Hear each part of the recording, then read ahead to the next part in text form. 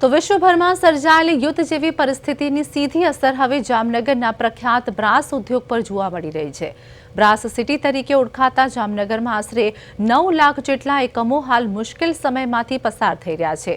Brass ઉદ્યોગ માટે જરૂરી કાચો માલ એટલે કે ભંગાર મુખ્યત્વે કુવૈત, સાઉદી અરેબિયા અને ઓમાન જેવા દેશોમાંથી આયાત કરવામાં આવે છે, પરંતુ હાલની અશાંતિના કારણે આયાત પ્રક્રિયામાં મોટા અવરોધો ઊભા થયા છે।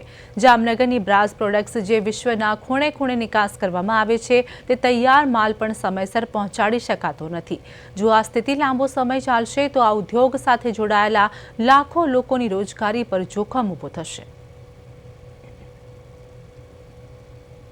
सीधी असर इम्पोर्टनी कहीए पहला तो काचो माल आवतो अटकी गयो है, जे मोटी संख्या में अने मोटा टनेज में जामनगर में आवे छे।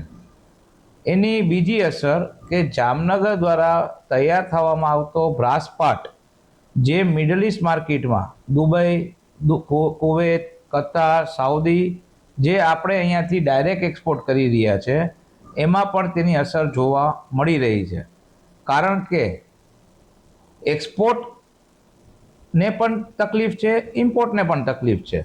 जामनगर का raw material is a brass raw material, it is a imported material, तो वो सबसे बड़ा तो डिस्टर्ब, उसकी सप्लाई डिस्टर्ब हो चुकी है और उसकी वजह से बहुत रेट बढ़ रहे हैं।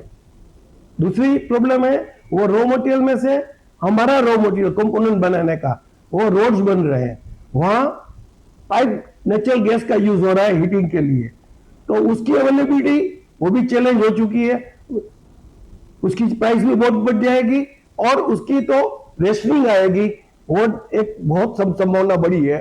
तो उसके सामने प्रोडक्शन बहुत लॉस होगा and resulting price will be too much high.